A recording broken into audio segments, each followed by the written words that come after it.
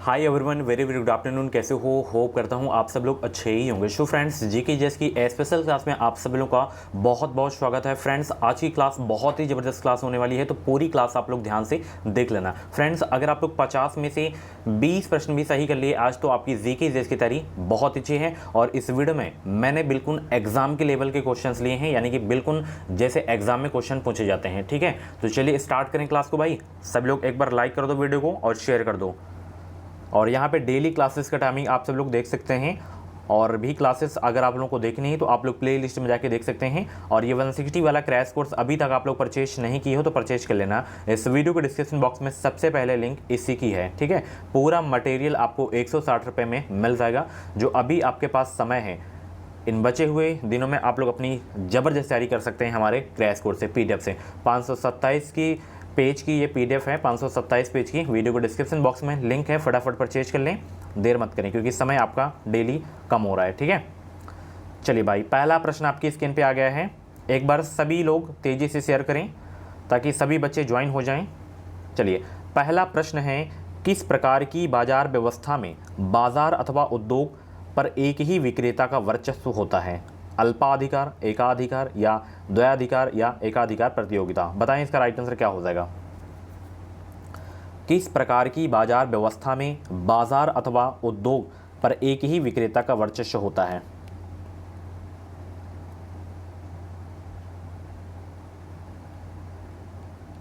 तो वो है आपका एकाधिकार। ठीक है ना, पहला का बी आपका बिल्कुल करेक्ट हो जाएगा। ठीक है ना, चलिए, प्रचंड बेरोजगारी को और किस नाम से भी जाना जाता है?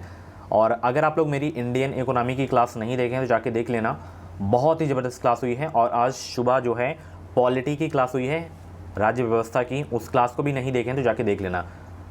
जितनी भी मेरी टॉपिक वाइज की क्लास हो, एक भी क्लास आपसे छूटनी नहीं चाहिए, उनसे समझ लीजिए प्रश्न आने ही आने हैं। तो प्रचंड बेरोजगारी को और किस नाम से भी जाना जाता है? अल्प रोजगार के नाम से भी जाना जाता है। ठीक है ना, तो दूसरा का जो है आपका ए वाला बिल्कुल करेक्ट हो जाएगा। ठीक है ना, चलिए, बहुत अच्छे। अगला प्रश्न आपकी स्क्रीन पे है, निम्नलिखित में से कौन से भारतीय संसद के संगठक हैं? राष्ट्रपति, लोकसभा या राज्यसभा? तीसरा का जवाब दीजिए, फटाफट आंसर करेंगे। निम्नलिखित में से कौन से भारतीय संसद के संगठक हैं?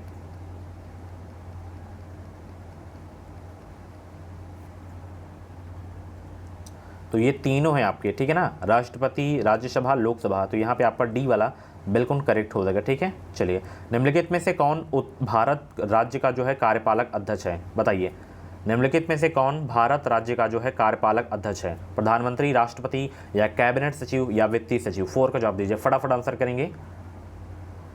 निम्नलिखित में से कौन भारत राज्य का कार्यपालक अध्यक्ष है? तो वो है राष्ट्रपति। ठीक है, तो यहाँ पे बी आपका बिल्कुल करेक्ट हो जाएगा। कोणार्क का सूर्य मंदिर किसने बनवाया था? Very very most important question आपके एग्जाम के लिए। बहुत दिनों बाद ये क्वेश्चन आया है क्लास में, और बाकी मैं पहले की क्लास में ये क्वेश्चन कई बार करवा चुका हूँ, रटा भी होगा आपको। तो कोणार्क का सूर्य मंदिर किसने बनवाया था? नोट कर लेना, इसको जो है बनवाया गया था नरसिंह देव प्रथम के द्वारा। ठीक है, और ये है कहाँ पे? पूरी उड़ीसा में है। कहाँ पे है? उड़ीसा में। और इसे ब्लैक पेगोडा के नाम से भी जाना जाता है, तो ध्यान रखना आप लोग। ठीक है, दो नाम है, black pagoda. Okay, next question आपकी स्क्रीन पे, बंगाल के प्रथम गवर्नर जनरल कौन थे? बताइए सब लोग, बंगाल के प्रथम गवर्नर जनरल कौन थे? बहुत इंपॉर्टेंट क्वेश्चन है, स्टार लगा के नोट कर लेना आप लोग, कई बार क्वेश्चन ये एग्जाम में पूछा जा चुका है। बताएंगे सब लोग, बंगाल के प्रथम गवर्नर जनरल कौन थे? 6 का जवाब दीजिए सब लोग।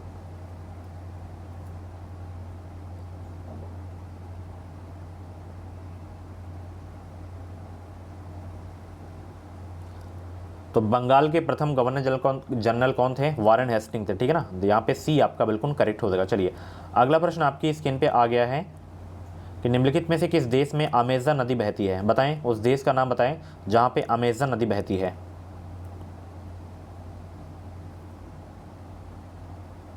फटाफट आंसर करेंगे, निम्नलिखित में से किस देश में अमेजन नदी बहती है? तो ब्राज़ील देश में अमेजन नदी बहती है। 7 का सी आपका बिल्कुल करेक्ट हो जाएगा। ठीक है, चलिए, बहुत अच्छे।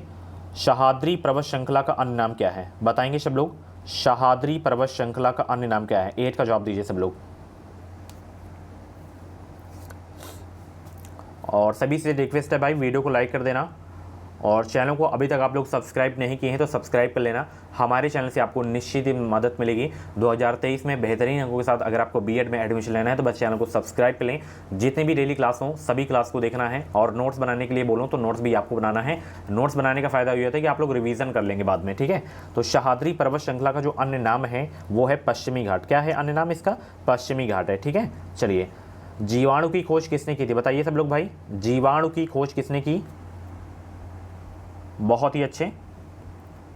जीवाणु की खोज किसने की थी? बताएं सब लोग। Very very most important question आपके एग्जाम के लिए। तो ये छपेगा एंटोनी वॉन लीवेनहॉक। ज़्यादातर केवल लीवेनहॉक ही देखने को मिलता है। तो जीवाणु की खोज किसने की थी?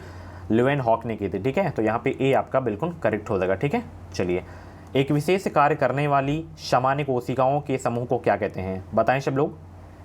एक विशेष कार्य करने वाली समान कोशिकाओं के समूह को क्या कहते हैं? ऊतक कहते हैं, या अंग तंत्र कहते हैं, या अंग कहते हैं, या कोशिकीय संरचना कहते हैं? तो एक विशेष कार्य करने वाली समान कोशिकाओं के समूह को क्या कहते हैं? ऊतक कहते हैं। 10 का आपका ए वाला बिल्कुल करेक्ट हो जाएगा। पौधों के ऊतक कितने प्रकार के होते हैं? बताएं सब लोग। बहुत इंपॉर्टेंट क्वेश्चन है। पौधों के ऊतक कितने प्रकार के होते हैं? 11 का जवाब देंगे सब लोग, फटाफट आंसर करेंगे। पौधों के ऊतक कितने प्रकार के होते हैं? तो 2 प्रकार के होते हैं, ध्यान रखना। स्थायी ऊतक होता है, एक होता है विभाज्योतिकी ऊतक, ठीक है। तो यहाँ पे आपका दूसरा का सही हो जाएगा, दूसरा मतलब सही हो जाएगा, ठीक है। चलिए, स्वतंत्र रूप से लटके हुए लकड़ी के एक ढांचे में कील ठोकना कठिन होता है। कौन सा नियम इस कथन का समर्थन करता है? बताइए, कौन सा जो है नियम इस कथन का समर्थन करता है? सभी लोग जवाब देने के प्रयास करेंगे और लास्ट में अपना स्कोर जरूर बताया करें।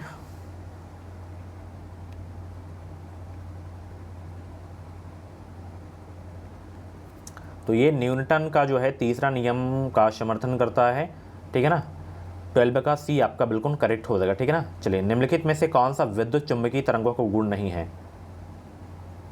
निम्नलिखित में से कौन सा विद्युत चुंबकीय तरंगों का गुण नहीं है? 13 का जवाब देने के प्रयास करेंगे सब लोग।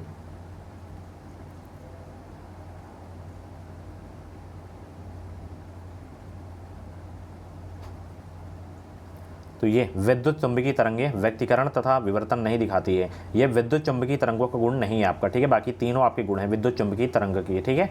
चलिए, कंप्यूटर शब्दावली में बग से क्या अभिप्राय है? बताएं सब लोग भाई, बहुत इंपॉर्टेंट क्वेश्चन है। कंप्यूटर शब्दावली में बग से क्या अभिप्राय है? फटाफट आंसर करें। कंप्यूटर शब्दावली में बग से क्या अभिप्राय है? प्रोग्राम में एक गलती, ठीक है ना, यही होता है बग से अभिप्राय। प्रोग्राम में एक गलती हो जाना, ठीक है। चलिए, एक रेडियोधर्मी वस्तु की अर्ध आयु 6 मास है। वस्तु का 3/4 हिस्सा डॉट डॉट में क्षय होगा। 6 माह में क्षय होगा, या 12 माह में क्षय होगा, या 10 माह में क्षय होगा, या 24 माह में क्षय होगा? बताएं। 15 का जवाब देंगे सब लोग। एक रेडियोधर्मी वस्तु की अर्ध आयु 6 मास है। वस्तु का 3/4 हिस्सा जो है, ध्यान रखना, 12 मास में क्षय होगा, ठीक है ना, महीना में मतलब क्षय होगा। तो 15 का जितने भी बच्चे यहाँ पे सी जवाब दिए उनका आंसर बिल्कुल सही हो जाएगा। चलिए यार, वीडियो को आप लोग शेयर नहीं करते हो तो फटाफट शेयर कर दो ताकि सभी बच्चे और आ सकें। चलिए, मनुष्य के खून का पीएच मान होता है, तो इसका जो पीएच मान होता है 7.4 होता है। तो क्या हो जाएगा बताएं? मनुष्य के पीएच मान क्या होता है? कम अम्लीय होता है, या अधिक अम्लीय होता है, या कम क्षारी होता है, या अधिक क्षारी होता है? 16 का जवाब देने का प्रयास करेंगे। तो मनुष्य के खून का जो पीएच मान होता है वो कम क्षारीय होता है। क्या होता है? कम क्षारीय होता है, ठीक है। चलिए, भारतीय वानिकी संस्थान भारत के किस शहर में स्थित है? और आप लोग सब्सक्राइब नहीं करते हो, सब्सक्राइब कर लेना, क्योंकि 15 जून से पहले पहले आप लोगों को मैं टारगेट दिया हूँ 200 के सब्सक्राइबर कंप्लीट करवाना है, ठीक है। चलिए बताइए सब लोग भाई, भारतीय वानिकी संस्थान भारत के किस शहर में स्थित है? तो ये स्थित है देहरादून में। कहाँ स्थित है? देहरादून में है, ठीक है। चलिए, अगला प्रश्न ये करंट डे का प्रश्न है, 2017 का है। हालांकि ये इतना पुराना प्रश्न नहीं आएगा, बट आंसर पता होना चाहिए कि दीनदयाल रसोई योजना, जिसके तहत केवल 5 रुपये में भोजन उपलब्ध कराया जाएगा, 6 अप्रैल 2017 को किस राज्य द्वारा आरंभ की गई है? तो ये आरंभ किया गया है आपके मध्य प्रदेश में, ठीक है ना। चलिए, यहाँ पे सी वाला आपका बिल्कुल करेक्ट हो जाएगा, ठीक है ना। चलिए, जकारियास जॉनसन ने किसका आविष्कार किया था? जकारियास जॉनसन ने किसका आविष्कार किया था? जेट इंजन का, सूक्ष्मदर्शी का, रेडियम का, या विद्युत लैंप का? बताइए किसका आविष्कार किए थे ये जकारियास जॉनसन ने?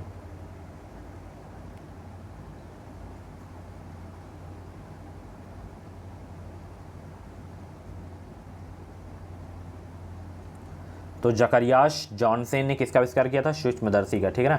19 का सी आपका बिल्कुल करेक्ट हो जाएगा। निम्नलिखित में से कौन से खेल में गेंद का इस्तेमाल नहीं किया था? बताइए वो कौन सा खेल है जिसमें गेंद का इस्तेमाल नहीं किया जाता है? फटाफट आंसर करेंगे भाई, बहुत ही इंपॉर्टेंट क्वेश्चन आपके एग्जाम के लिए। और स्पोर्ट वाली अगर आप लोग मेरी क्लास नहीं देखें तो जाके देख लेना, ठीक है। सभी से रिक्वेस्ट है, जैसे जीके हो गया आपका, हिंदी हो गया, जितनी भी जीके हिंदी की टॉपिक वैसी क्लास हुई है, एक भी क्लास आपसे छुट्टी नहीं चाहिए। जाके अभी इस क्लास को देखने के बाद जो भी क्लास आपसे छुट्टी हो उस क्लास को देख लेना, ठीक है। तो बैडमिंटन में जो है गेंद का प्रयोग नहीं किया जाता, बाकी फुटबॉल में, क्रिकेट में, टेनिस में किया जाता है। तो यहाँ पे 20 का सी आपका बिल्कुल करेक्ट हो जाएगा, ठीक है ना। चलिए निम्नलिखित का मिलान कीजिए आप लोग। इसमें कौन सा उत्सव किस राज्य में मनाया जाता है?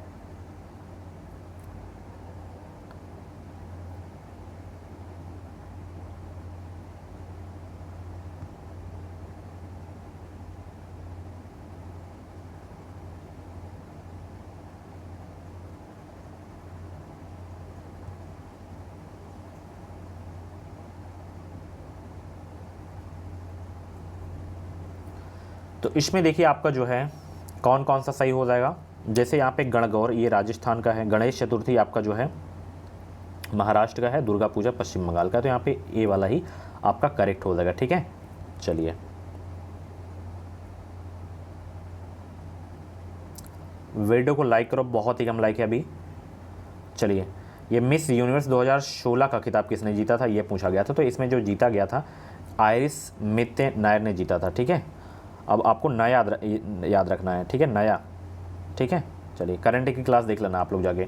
नंबर्स डुलाई नामक पुस्तक के लेखक कौन है, बताएं।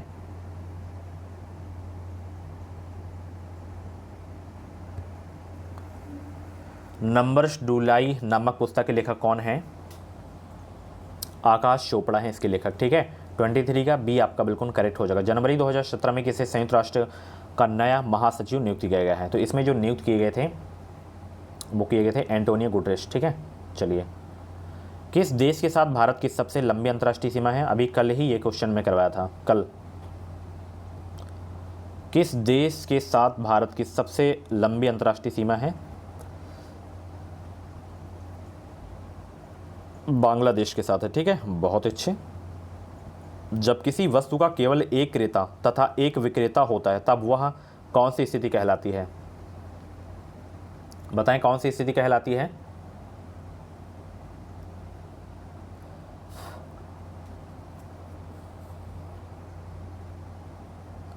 द्विपक्षीय एकाधिकार स्थिति कहलाती है, ठीक है ना। 26 का बी आपका बिल्कुल करेक्ट हो जाएगा। निम्नलिखित में से कौन क्षेत्रीय ग्रामीण बैंकों को प्रायोजित करता है?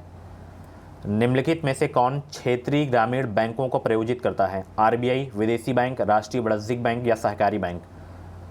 फटाफट आंसर करें भाई। निम्नलिखित में से कौन क्षेत्रीय ग्रामीण बैंकों को प्रायोजित करता है? तो वो है राष्ट्रीय वाणिज्यिक बैंक। 27 का जितने भी बच्चे यहाँ पे सी जवाब दिए उनका आंसर बिल्कुल सही हो जाएगा, ठीक है। निम्नलिखित में से किसके पास जो है भारतीय सुरक्षा बलों पर सर्वोच्च जो है कमान प्राप्त है? तो ये सर्वोच्च जो कमान प्राप्त है ये भारत के राष्ट्रपति को है, ठीक है ना। चलिए याद रखना। अगला प्रश्न आपकी स्क्रीन पे है, दल बदल कानून भारतीय संविधान की किस अनुसूची में दिया गया है? अभी क्वेश्चन करवाया था सुबह की क्लास में, बताइए करवाया हूँ कि नहीं करवाया हूँ। इसीलिए कह रहा हूँ कि जब भी मेरी टॉपिक वैसी क्लास हो, एक भी क्लास आपसे छूटनी नहीं चाहिए। कोई भी प्रैक्टिस सेट उठा लेना, अगर मेरी टॉपिक वैसी क्लास से अगर आपको क्वेश्चन ना मिले तो पढ़ाना छोड़ दूंगा। तो यहाँ पे देखिए, दल बदल कानून आज की मॉर्निंग वाली क्लास में करवाया था ना, 9 बजे वाली क्लास में, 10वीं अनुसूची। दल बदल कानून भारतीय संविधान की किस अनुसूची में दिया गया है? 10वीं अनुसूची में गया है, ठीक है। आप लोग देखे होंगे तो पता होगा आपको, ठीक है। ये क्वेश्चन आप लोग कर लिए होंगे। बनारस हिंदू विश्वविद्यालय की स्थापना किसने की थी? Very very most important question आपके एग्जाम के लिए। तो मदन मोहन मालवीय ये जो है बीएचयू के संस्थापक हैं। 30 का आपका जो है बी वाला बिल्कुल करेक्ट हो जाएगा, ठीक है ना। चलिए, तराइन का द्वितीय युद्ध किसके बीच लड़ा गया था? देखिए, तराइन का जो प्रथम युद्ध हुआ था 1191 में हुआ था, ठीक है। और 92 में आपका जो है द्वितीय हुआ था। तो द्वितीय युद्ध जो है किसके बीच लड़ा गया था? मोहम्मद गौरी और पृथ्वीराज चौहान के बीच लड़ा गया था, ठीक है। चलिए, बहुत अच्छे। निम्नलिखित में से कौन सी धातु पृथ्वी की भूपर्पटी में सबसे जो है प्रचुर मात्रा में पाई जाती है? निम्नलिखित में से कौन सी धातु पृथ्वी की भूपर्पटी में सबसे प्रचुर मात्रा में पाई जाती है?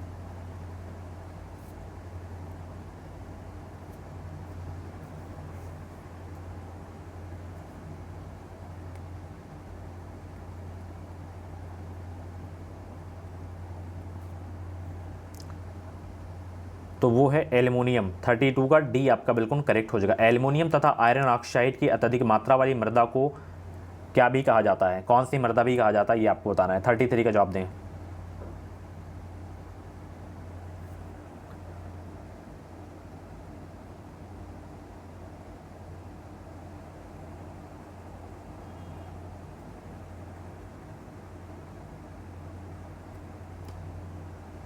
तो उसे देखिए क्या कहा जाता है, बताइए सब लोग। पेड़ लफर मृदा भी कहते हैं, ठीक है। चलिए अगला प्रश्न, लाल सड़ांध यानी कि रेड रोड बीमारी निम्नलिखित में से किस पौधों की होती है, किस पौधों की होती है बताएं। तो ये गन्ना को होती है, किसको, गन्ना को होती है, ठीक है। चलिए बहुत अच्छे। अगला प्रश्न, निम्नलिखित में से कौन एक संयोजी ऊतक नहीं है, बताएं इसमें संयोजी ऊतक कौन सा नहीं है।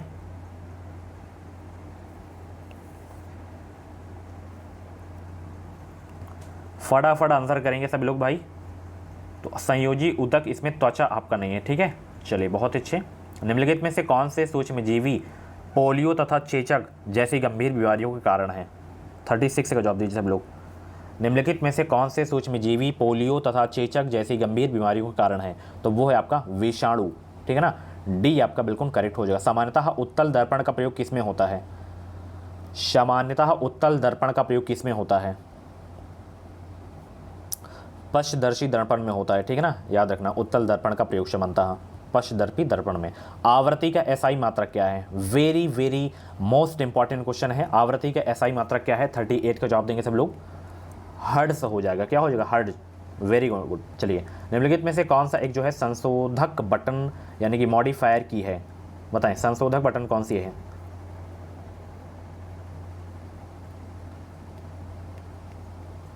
तो इसमें सभी हैं, कंट्रोल शिफ्ट ऑल्ट, ये सभी विकल्प सही हैं आपके, ठीक है, संशोधक बटन। चलिए निम्नलिखित में से कौन सी एक निष्क्रिय गैस है, 40 का जवाब दीजिए।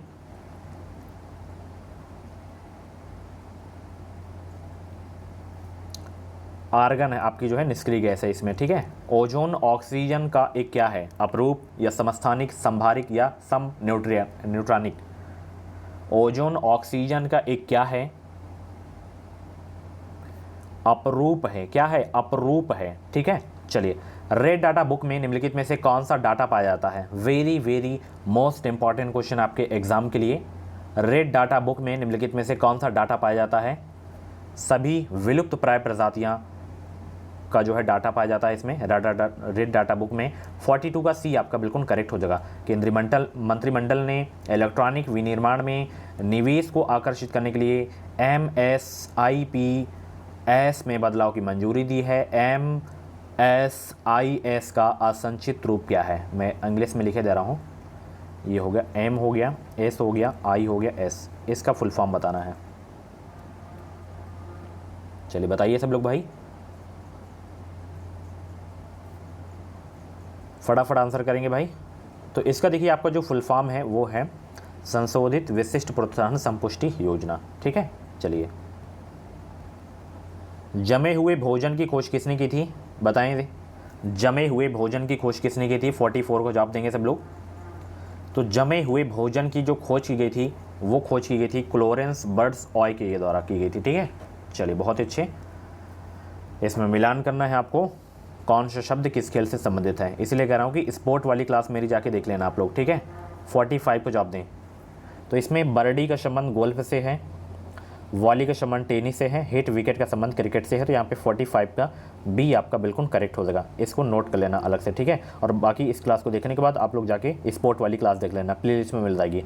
झोलती मीनारों वाली एक मस्जिद भारत के किस शहर में स्थित है, बताइए। 46 का जवाब दीजिए।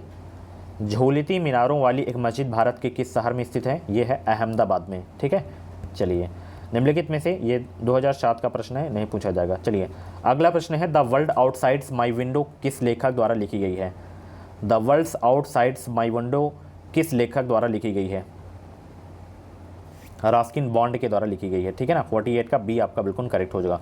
उत्तरी कोरिया के बढ़ते अस्त्र प्रक्षेपणों के कारण किस देश ने उस पर निगरानी रखने के लिए जासूसी उपग्रह का प्रक्षेपण किया, जापान आपका सही उत्तर हो जाएगा, ठीक है।